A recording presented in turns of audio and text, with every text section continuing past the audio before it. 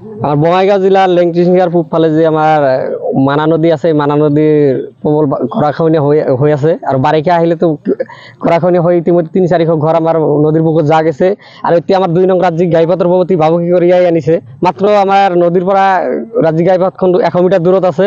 অনতি পলমে যদি সৰকাৰ ইয়াৰ উপৰ বিহিত ব্যবস্থা নলয়, গড়াখহনীয়া ৰোধ নকৰে, হয়তো বানপানী অহালৈকে আমার রাস্তা বরপাটা বঙাইগাঁও যে সংযোগী রাস্তা আছে ২ নং রাজ্যিক ঘাইপথ, তার আমার যোগাযোগ বিচ্ছিন্ন হয়ে যাব। গতিকে সরকার প্রশাসনক আমি অনুরোধ জানাইছো, অনতিপলমে আমার এই গড়াখহনীয়া রোধ কৰিব লাগে।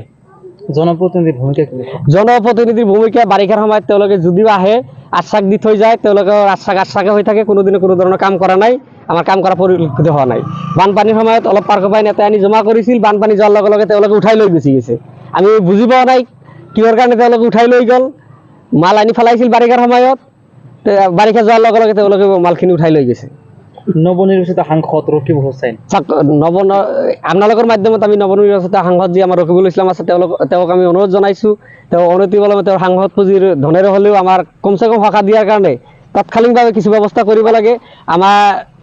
আমি বিধায়কক অনুৰোধ জনাইছোঁ, যদি অতি সোনকালে যদি তেওঁলোকে যদি বিহিত ব্যৱস্থা নলয়, আমাৰ এই ৰাস্তা নদীৰ বুকুত যা যাব। আসসালামু আলাইকুম, নমস্কাৰ।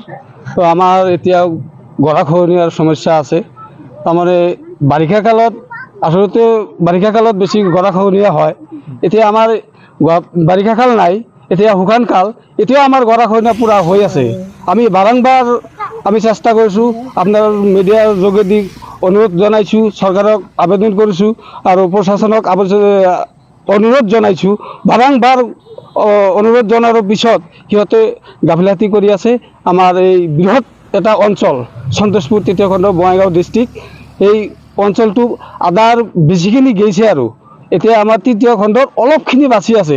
যদি গ'লে আমাৰ এতিয়া জিঅ' বানেৰে অলপ প্ৰডাক্ট বা আপোনাৰ পিচিংটো কৰি দিয়ে, আমাৰ এই সন্তোষপুৰ বৃহৎ এলেকাটা অলপ শান্তি হ'লে আমাৰ এই দুখীয়া অঞ্চলটো হাৰ পাব।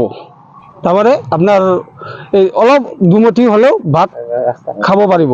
তাৰপিছত আমাৰ ইফালে ৰাজ্যিক ঘাইপথটো আছে, আমাৰ আমাৰ বঙাইগাঁৱৰ পৰা একদম দুফুৰিৰ পাৰে গুৱাহাটীলৈকে যোৱা যেটা ৰাস্তা নেশ্যনেল হাইৱে, এইটো আমাৰ অলপ ডিষ্টেঞ্চ আছে, ডিষ্টেঞ্চ 100 মিটাৰ হ'ব অনুমান আৰু কি।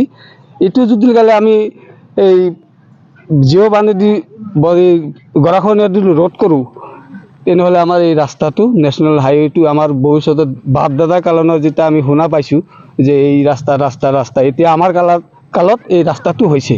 এতিয়া যদি আমি ৰাস্তাটো হোৱা যতনেৰে ৰাখিব নোৱাৰোঁ, তেনেহ'লে আমাৰ বাকী জীৱনটো আমাৰ ল'ৰা ছোৱালী যিবিলাক আছে সেইবিলাক আৰু নদীৰ ভিতৰত এনেই যাব।